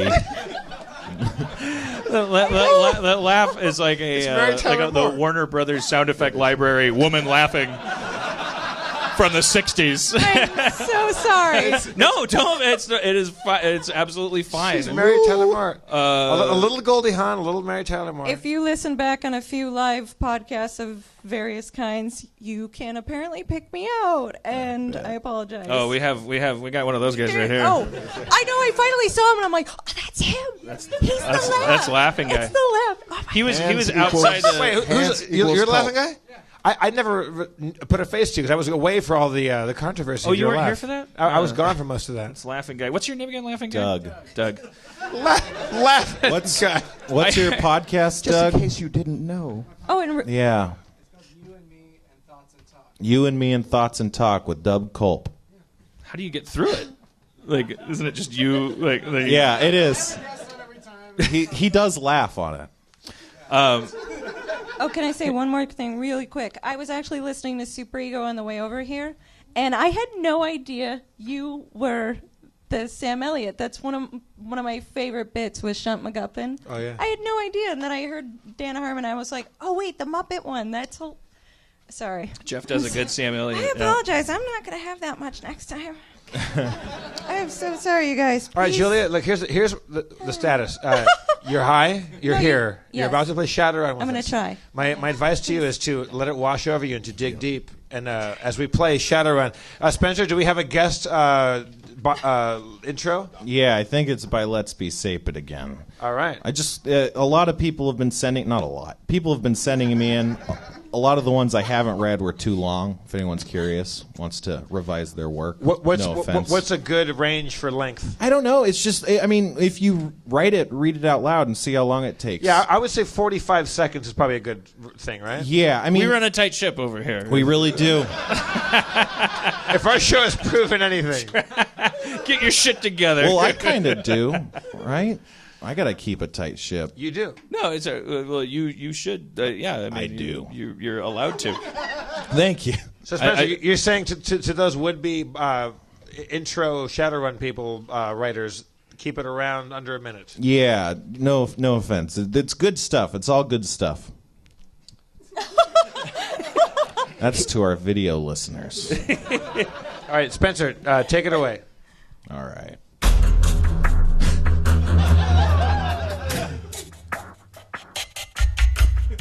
Last time on Harmontown Shadowtown. After completing their first mission, the gang kicked back for some much-needed R&R. Lounging around the pool table at their usual watering hole, Hank's last stand, they indulged in their favorite vices. Their moment of peace was shattered when an old, extremely Italian man named Ryan Dervish barged in screaming, jittery, and jumping. After calming down, he explained that the notorious Spaguli crime family has kidnapped his son, Jelly. Won over by his offer of 2,000 new yen apiece and a pair of fancy Italian shoes, our heroes accepted the mission to retrieve Jelly Dervish. The old man intimated that Arturo Spaguli, a big stupid dick, might know something about the kidnapping. The gang resolved to confront Arturo at his favorite eatery, the Burger Tyrant. But will they find stupid Arturo, the big dick? Will they use their well-honed skills and famous teamwork to extract information? Will they retrieve Jelly Dervish with their usual discretion and grace? Find out on Harmontown Shadow Time. Thank you.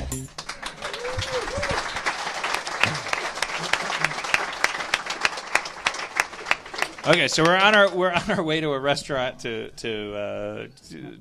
We're going to the Burger Tyrant? Yeah, you're headed towards the Burger Tyrant. The Boober Tyrant. What kind of vehicle are we in right now? You're in an Uber. We're in an Uber. What's our... hey, driver, what's your name? It's a robot. Robot, what's your... Is the robot programmed to sexually harass women? or does that slowly drop away as the Uber enters the future? And is the robot programmed to, after you get out of the car, to keep the meter running and pretend that the ride is canceled, but charge you for a ride that you didn't do and keep running? Oh shit! Gauntlet down. All of those. Yet we things. never use Lyft. We just I use Lyft all the is fucking time. great. Lyft is great. Uber can driving you happy. Suck a dick. That's what they say. Hey, robot, how far are we from Burger Tyrant? Oh, we're pretty close. You guys should have just enough time to formulate a plan. Nightblade, what you got? Not the planning type as such, but I just want to get it straight in my head. This guy, he's the one who might know where Jelly is. Arturo Spaguli. He's a big dick. All right. So we should probably lure him out, figure out a way to get him by himself. I got a feeling he'll be probably surrounded by a lot of guys. Hey, Hordegard, can you find out what kind of car Arturo Spaguli drives? If he drives one? Is it possible that I could possibly recontact my friend Rich Bilson? Yeah. Rich? Hey. How are you? It's Ritz. Yes. Don't be aggressive with me. Oh. This is just my voice. Okay. We're looking for this asshole, this sort of dick person.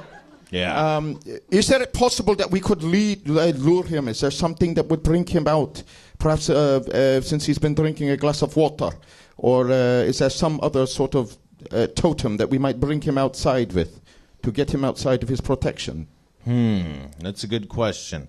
I don't really know the guy personally. I just I put some some of my ears out and found out that's where he is. You might have better luck asking around elsewhere. You still talking to this guy? Is it possible that I could use another identity and perhaps go in and lure him out myself? It's certainly possible. Is it also possible that we could use our fabulous face?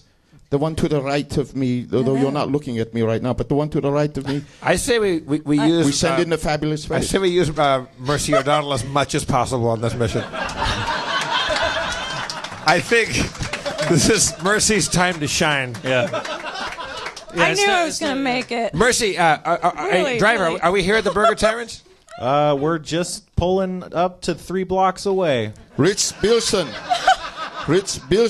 there are a few times that I will say this. I apologize for abusing your time. I will make this up to you later. We have a plan. We've come up with it on our own. Good day, sir. Thanks, man. Let's do a Blue Beauty with a honey pot on the front end. Do you think it's a good idea? It seems to be the configuration Okay. most conducive to the All situation. right. I'll be the honey pot. No, wait. Oh. If I could, perhaps the honeypot could be somebody else. Is that possible? Do we know his sexual proclivities? Do we know, what You his have a flavor? face that is irresistible regardless of sexual proclivities. It deals in the I currency. can't tell you how many times guys, it's been said. look, The currency of raw attraction. I huddle everybody up. I said, look, I think that we'd be fooling ourselves if we didn't think the best plan is to send Mercy O'Donnell just right in the front door. As the honeypot, Yeah, and then okay. your job's to get him over to I gotta get in our there. prearranged location, which is we're gonna, just out back of the Burger Tyrant. Right? Okay, so we're at the front of the Burger Tyrant. You're 3 blocks away. We're 3 blocks away still. Could the Uber driver perhaps pull up to the back of the Well, Burger if we get too Tyrant? close, they're gonna sense something's up. Okay, let's So, stop. I Let's mean, stop. I can walk Should we 3 stop a block blocks. away, Nightblade, and let Mercy O'Donnell walk in the front? Trying to get my Beyonce stride on. I think you go in. We do one of these. You go in, and then we stage a. She has a falling out with her boy, and then wait. I'm trying to figure out how to Why don't you be the boy? She'll and then she's gonna get him out to the car. The simple version is she just gets him out to the car, and then we're all in the car. The more complex version is to get him even further away. Why can't I just try and convince him to come with me into the car? I think we just let her do her thing. Okay, all right. Perhaps we let this happen Yeah. and let her get him outside of the Okay. building, and All then right. we work Okay. from there. Well, we're all listening. We'll all be in the car. You just get him out into the car. Yeah. All right. Yeah. Theoretically speaking, Nightblade is on focus at this time, so Yeah. Another hour of unfocused. All right. So are we a block away yet, Spencer? Yep. All right. Mercy, Yes. I trust you implicitly. You really should. I got this. Go knock him dead. I have exceptional charisma and negotiation top notch. is it possible I could be both a physical and emotional spotter? Please. I think yeah. maybe Not some hovering in the background, but perhaps just staying close by a in case partner. things go awry. Yeah. It could go off the rails. It may very Easily. well. So what's the move, gentleman and lady? It's Mercy time. The move is mercy. It's fucking Okay. Mercy time. All right. Mercy, go in there and work your charms. Okay, so what go- else is... So Go we're- meet Arturo Spaguli Walk Okay. into and the try to room. find out and get him out to the car with us. Okay, so right now it's just me and... Walking in When a all problem comes alone. along, you must whip it. Okay, so I get to the Burger Tyrant, walk in. What's the surrounding? All right. So the Burger Tyrant is classic garbage food of the 6th world. 3D printers squirting out grease and krill protein into recognizable shapes, injected with flavor simulates and microwaved for perfection. to perfection. Burger Tyrant is the pinnacle of the technology serving millions a day. This location looks pretty new, so it must have been rebuilt to the Tyrant's new security/hygiene specifications. Standing tall in front of the front door is a hologram icon of the Burger Tyrant himself. His arms are open wide and he proclaims, "All are welcome. Get your burgers done right, but please, oh please, don't go and fight. Leave your weapons at home. Leave your weapons at home. Leave your weapons at home." This guy's a real burger tyrant. He's really into that. All right. I like it. Just to be safe, I astrally project alongside Mercy, to go alongside her into the burger tyrant. Okay. You're a ghost. Could Okay. be dangerous. You go first. Try not to ghost block.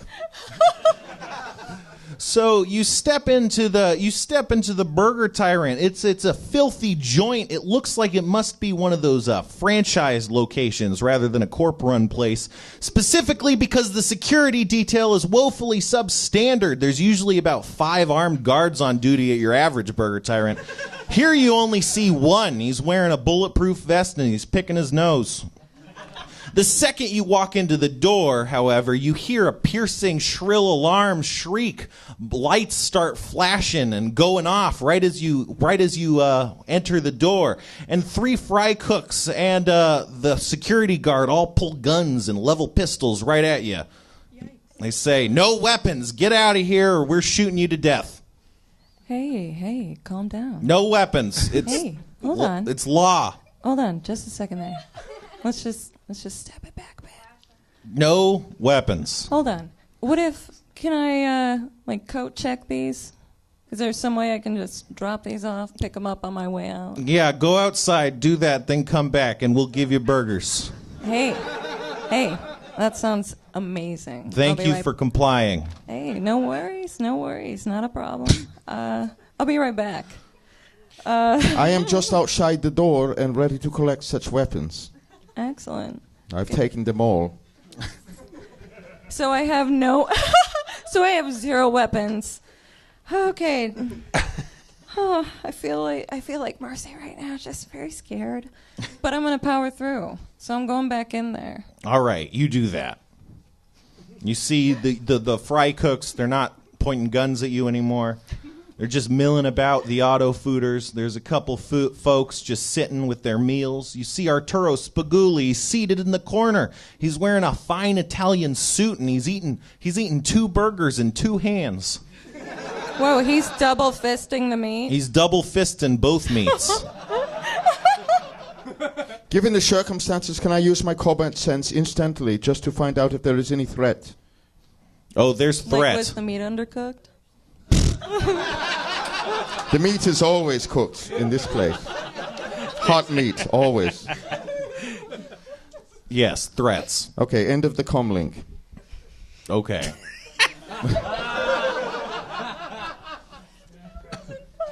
He does that a lot. It's like, how many of these people are my friends? It's like, well, they're trying to kill you. Says the man sitting in the van. I'm checking my email. This isn't really a resume for my proclivities. All right. What's the move? Hey, real quick. Do I actually have... I mean, I said that I gave all my weapons. Uh-huh. What are you, from Atlanta? One of my friends used to get really high, and then he would start he would go from, "What's up, guys?" to like, "Hey, yo, They can't see who you're talking to right now. You have to talk to the man. Oh, I apologize. Apparently, I lose control of my vocals. You're fine. I'm sorry, you guys. Okay, so I'm trying to get back on task. Back on the train, sorry. Spencer, I actually have a real question. Yeah, about your weapons? Or? Yeah, so, knife. Do I actually have, anything that I can get through? Is there a chance I could sneak something through just in case? You don't think so. In today's day and age, weapon and metal detectors are highly elaborate. You'd have to have a weapon designed specifically to bypass that security. All right. I was just double checking. Just double check. I go on the comm link and say, Mercy, ask him to go outside with you. If that's not going to work, we're going to come storm in the place and kick ass. Yeah, it's not really that kind of mission, you know. No, I'm just going to convince him. Objectify you or anything, but, you know. It's like, I just got to try and somehow convince him to come out. Just ask him and see what happens. Just make the approach, but put on your finest face. I tried that hours ago. I apologize. Okay. So. Oh, Jim. Sorry, Demorge. Oh my God. Okay, so I'm going in there, and who's with me again? No one. Well, Just me. You're all alone. You're on your there's own. a ghost. Mercy, I'm on the comm link. I'm talking to you in your ear. This is Eve Libertine talking. You're a ghost right now. I'm talking to you. Can I talk to her on comm link in my astral form? No, you could talk to her as a ghost. Oh. So he Ghost talking. I'm in the room with you. I'm actually in the room with you. I got you. If you want me to manifest and kick ass, I can. Walk up to him and tell him what you want. Just try to get him outside alone.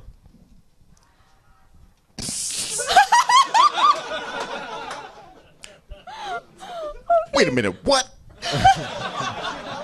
Okay, so Walk up to Arturo Spaguli and say, would you come outside with us?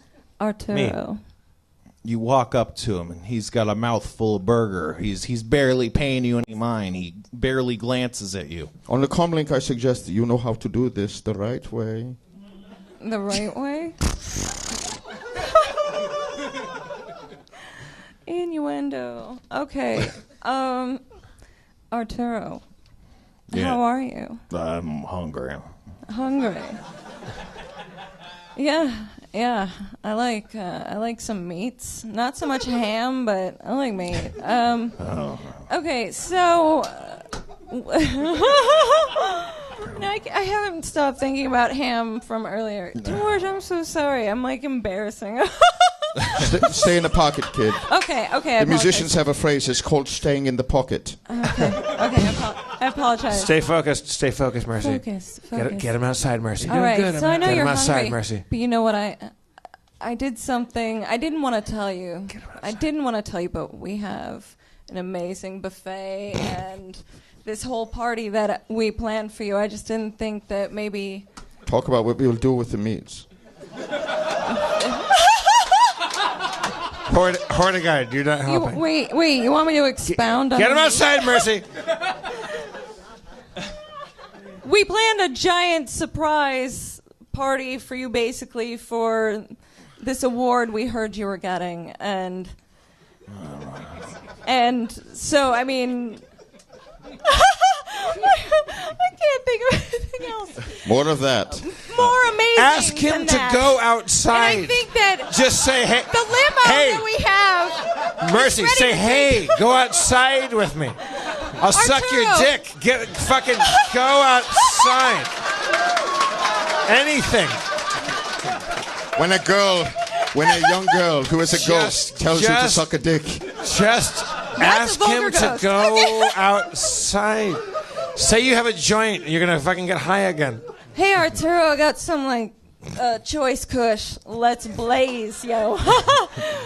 Oh, man. Who wouldn't want to get high and play Skyrim with me? Or you can sit next to me and watch me make this amazing waterfall out of lava.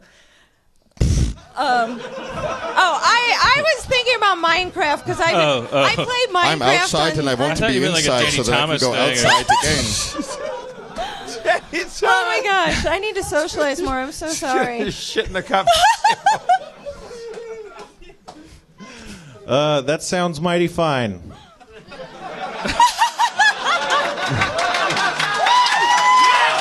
Cliffhanger! What? Oh, all right. Oh. Results. That's a cliffhanger. All right. Let's thank Julie, everybody, shall we? Good job, Julie. Holy shit.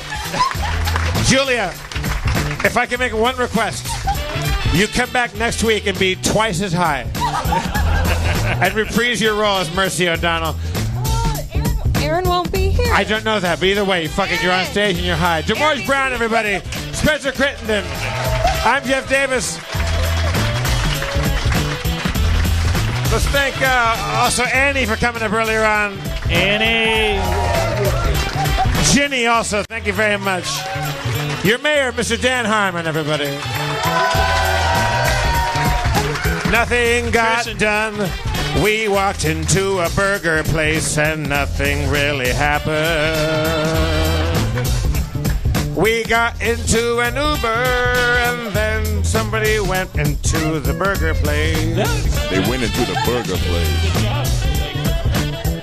Did you get any of that? It's a good show. Feral Audio.